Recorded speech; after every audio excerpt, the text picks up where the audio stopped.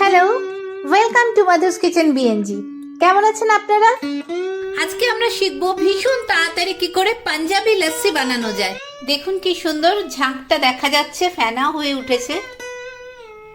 এটাই হচ্ছে রিয়েল পাঞ্জাবি লাসি। আমি বহু বছর গুরগাঁওয়ে ছিলাম, তাই পাঞ্জাবিরা এক্স্যাক্টলি কি করে লাসি বানায় এটা আমি জানি। চলুন দেখি কি করে পাঞ্জাবি লাসি বানাতে হয়।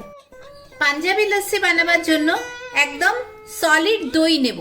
একদম দেখুন এরকম সলিড দই 2 কাপ নেব। 1 কাপ দিলাম, আরেক কাপ দিলাম। পাঞ্জাবি লাসি একটু মিষ্টি মিষ্টি হয়, তাই জন্য 6 চামচ চিনি দিলাম। স্লাইট একটু একদম 1 চিমটে নুন দিলাম। আমরা বাঙালিরা লাসি বানাবার সময় অনেকটা জল দিয়ে দিই। লাসি বানাতে কিন্তু জল পড়বে না, যেটুকু জল হবে সবটা বরফ দিয়েই হবে। অনেকটা বরফ এর মধ্যে দিয়ে দেব, এবার চালিয়ে দেব। আমি অনেক বছর গুরগাঁওয়ে ছিলাম, এই জন্য আমি জানি পাঞ্জাবিরা এক্স্যাক্টলি কিভাবে লাসিটা বানায়।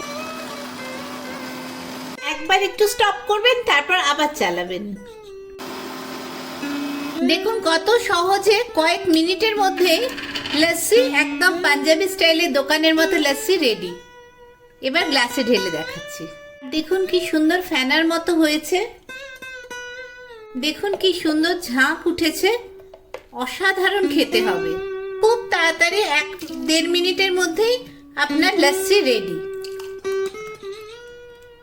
কত সহজে ঝাঁকওয়ালা লাসি রেডি হয়ে গেল।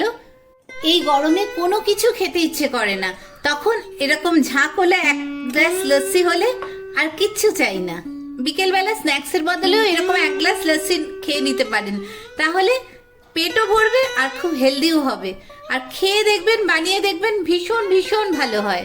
এবার যদি ইচ্ছে হয় ওপর থেকে একটু আলমন্ড কুচি বা পেস্তা কুচি যা ইচ্ছে একটু ছড়িয়ে দিতে পারেন। এটা ডেকোরেশনের জন্য, এটা যে দিতেই হবে সেরকম কোনো ব্যাপার নেই।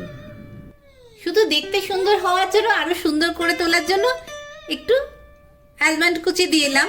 তাহলে খুব সহজেই বানিয়ে ফেলুন এরকম ঝাঁকওয়ালা পাঞ্জাবি লাসি।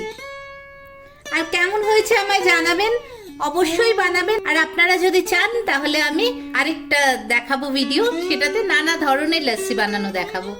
দেখুন নিচে একটা সাবস্ক্রাইবার বাটন আছে, ওটা যদি ইচ্ছে করে একটু ক্লিক করে দিন তাহলে। আর তার পাশে যে বেল আইকনটা আছে সেটাও একটু ক্লিক করে দিন, তাহলে রেগুলার নোটিফিকেশন পাবেন, আমার ভিডিও সবার আগে দেখতে পারবেন। ভালো থাকবেন সবাই। Thank you.